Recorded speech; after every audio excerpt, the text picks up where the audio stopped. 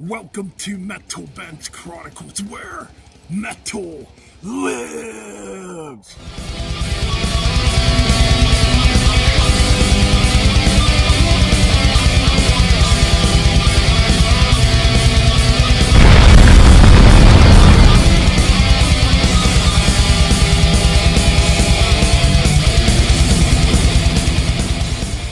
That is right, we are back here for another anniversary album review to begin 2024 because we have an album that turns 40.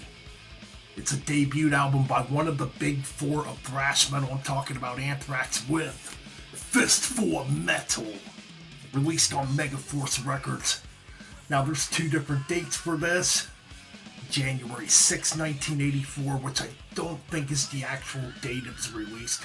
Then there's January 28th, 1984, which I do think that is the accurate date on which this album came out. That's right, it came out on Megaforce Records, produced by Carl Kennedy of the Rods. And lineup-wise, you got Scotty and on rhythm guitars, You got Dan Spitz on lead guitars. You got Neil Turbin on vocals, the original Anthrax vocalist. And you got Danny Lilker on bass, who would go on to do SOD, Nuclear Assault, Brutal Truth, The Ravenous, and a bunch of other different projects. And you got Charlie Benatti on drums. That's right, that's your lineup on this album. Now, Anthrax formed in New York in July of 1981. That is right. Bunch of different lineup changes, early on. In fact, early on you had Greg D'Angelo and Craig Wells in the band, that's right. Which Greg D'Angelo would go on to join White Lion. Kind of forget what Craig Wells did after Anthrax, but anyways. So they would be on the first two demos, and Greg D'Angelo is on the Soldiers of Metal 7-inch on the track Alan Furies, which also has the debut of Charlie Benatti on drums too. Anyways, a couple unreleased tracks in this period too. You had tracks like Satan's Wills, Pestilence, Hate, Hellfire, a few tracks that have never been released, that were on those early demos. You get early demos of Panic, Soldiers of Metal, Across the River, Howling Furies, in Anthrax, the title track, yes. Anyways, on to this album. Okay, so this album was recorded throughout 1983. Right away, the production's very raw, And I gotta say, man, for a debut, I think this is damn good. To me, this album's underappreciated. A lot of people, when they think of favorite Anthrax albums, they tend to either pick Spreading the Disease, Among the Living. I've heard some pick State of Euphoria. In between those three albums, are usually what people are going to pick. But I'm one that I'm going to say right now, Fistful of Metal is my favorite Anthrax album. Yes. It's not the first one I heard. Among the Living was the very first one I heard way back in 1988. Took me a few years to hear this one. I like this one because it has more of a straight up heavy metal sound. That early new wave of British heavy metal sound. You can even hear like the Teutonic metal, like a sept in here, Pretty badass shit. Anyways, let's get on to track 1, Death Rider.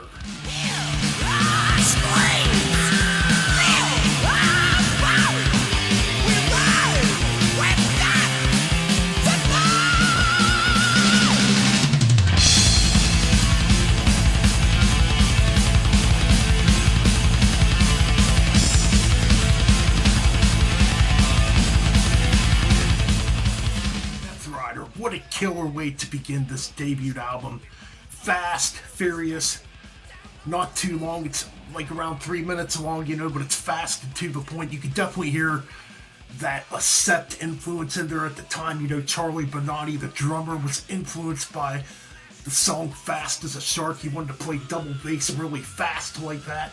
So that's pretty much what you get with this track. It's fast, short, to the point, you know, just a great speed metal track. One of my favorites on the album. You know, later on, this band would put it back in their live sets and do some changes to it. I don't care for the changes they did. They made it sound more groovy in the verse parts, and I'm like, that sucks. Should have just kept it straight up fast. But anyways, killer opener. Let's move on to Metal Thrashing Man. Burning up loud and headed for disaster. Got my footprint through the floor. You can feel the engine roar. I got thunder in my head. A metal thrashing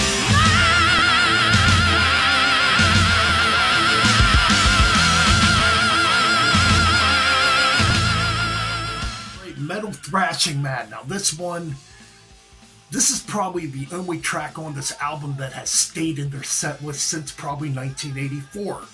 You know, rightfully so. It's pretty amphetic, you know. It's about being a fucking metal thrashing madman, man. Come on, man, you know that. Speeding down the road, you know, picking up chicks, drinking beer, doing whatever the fuck, man. Just being a fucking thrash head, you know. Killer track, you know, pretty damn good still, you know. Again, another fairly short track and to the point. Hey man, because we're metal thrashing, man, let's go on to the cover on me. Oh no, it's not what I'm talking about. Feels like I'm living in the middle of doubt. 'Cause I'm 18, I get confused every day. 18, I just don't know what to say. 18, I've gotta get away. Early on, the thrash metal bands usually put a cover song on their albums.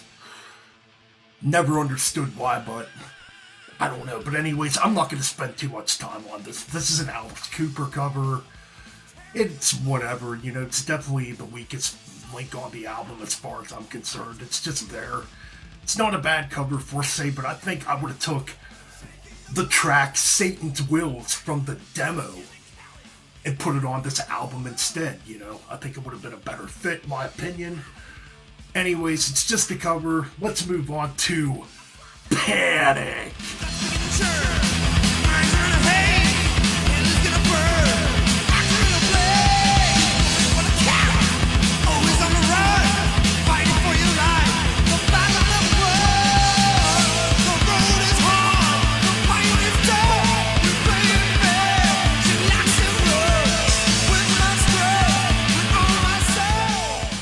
Up next, we have Panic. Man, this track just rips. One of my favorites off this album. It could possibly be my favorite. Just fast, furious, very thrashy, very speedy. Love the fucking dual guitar leads in this. Notably, too, speaking, the only album that I can think of where Scott Ian does some guitar solos on it, which is weird. Because you've never seen Scott Ian do guitar solos again after this. But it's got a really cool twin guitar part in it. Anyways, this track's just fast, to the point. And to think they would actually re-record this when they got Joey Belladonna on vocals for the Armed and Dangerous EP. And it's even faster! That's right, it's faster than this version. I actually like the Armed and Dangerous version of this better. And of course, years down the road, they would actually re-record it again with John Bush on vocals. To me, it doesn't have the same feel. Yeah, it's played really fast, but there's something about it that just doesn't add up. So definitely stick with these two versions, but man, I definitely prefer the Armed and Dangerous version of Panic. It's faster and more furious. Let's move on to Subjugator.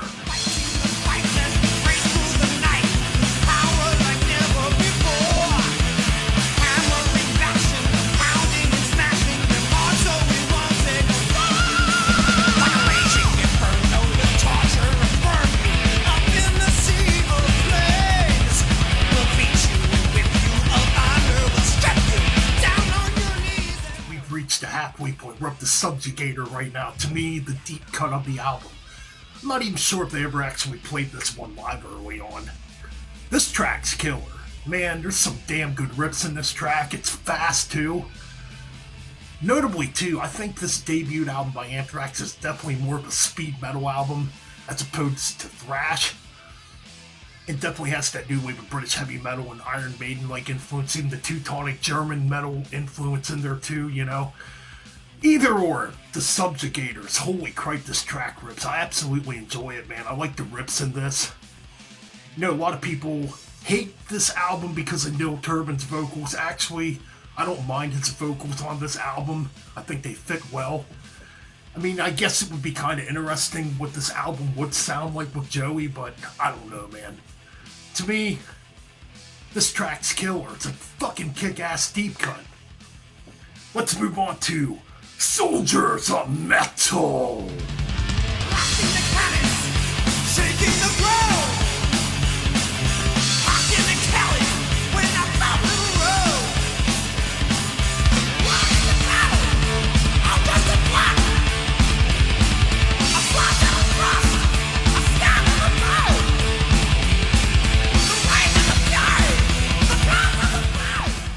Because we're pounding away, tearing through flesh. We are the Soldiers of Metal, and we'll fight till the death. That's right, Soldiers of Metal is next. Another killer track, I think, on this record. Definitely anthemic. Pretty awesome hearing like a metal anthem on this debut Anthrax album. Another track I really like, I actually first heard this on the Armed and Dangerous EP a long time ago before I heard this album. Yeah, man. What can I say, man? This track rips also. And this is actually the first track on the Soldiers of Metal 7-inch, where Charlie Bonani makes his debut on drums. And that's the version I originally heard, because they put those two tracks on the Armed and Dangerous EP as bonus tracks. Killer shit, man. What can I say? Let's move on to Death from Above.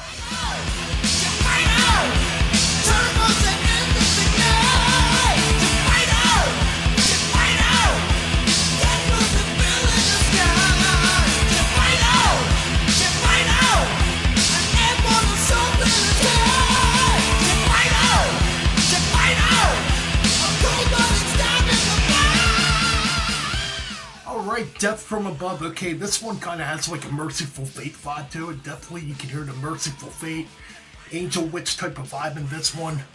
Yeah, I guess the riffs might get a tad bit repetitive in this one, but it's still a pretty damn good song. The lengthiest song on this album, a little over 5 minutes long, you know. Either or, I think it's a cool track. I like Neil Turbin's vocal performance on this, you know. Pretty good lead guitar work in here, too, by Dan Spitz. You know, there's a lot of good solos on this album, too. You know, in fact, I think compared to the other Anthrax albums that were to come, this and Spreading the Disease probably had the most guitar solos, for say, that are in just more that shred metal style, you know. Anyways, Death from Above is fucking killer. Let's go to the title track. Anthrax!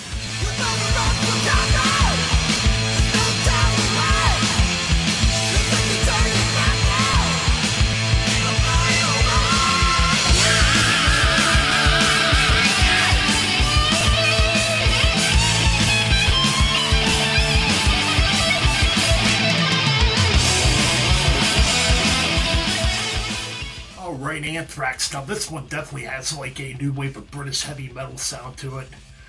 You know, definitely more of an instrumental. There's a little bit of vocals going on here. You know, you get some pretty cool speed metal parts in this track. Not much really to say about it. It's freaking killer though, you know. And I think I said title track. I mean, you know, the name of the band as far as like title goes is what I meant to say. But no, this track's fucking ripping too. Some pretty cool riffs in it, you know. And definitely that new wave of British heavy metal sound. Let's move on to Across the River.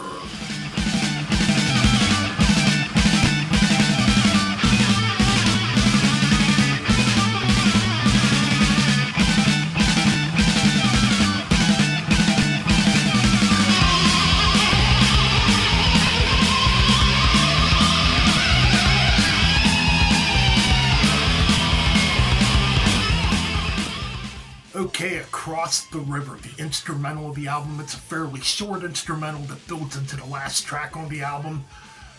Pretty cool track, pretty fast, you know.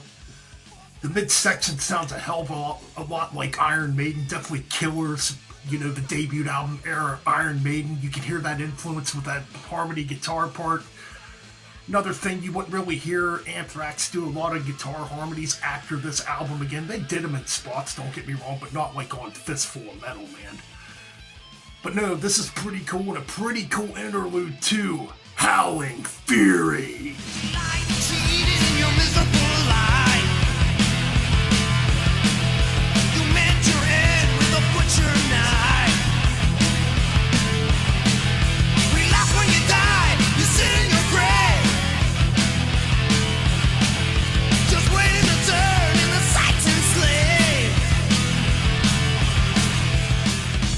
You lied, you cheated in your miserable life.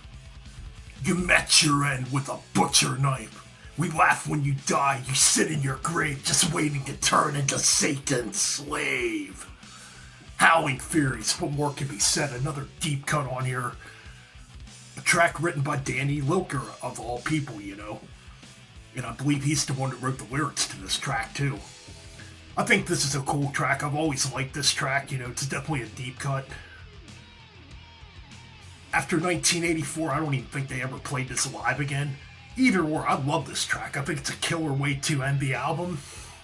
I'm just debating, do I like the Soldiers of Metal 7-inch better, or do I like this version better? You know what, I think I like the 7-inch version better.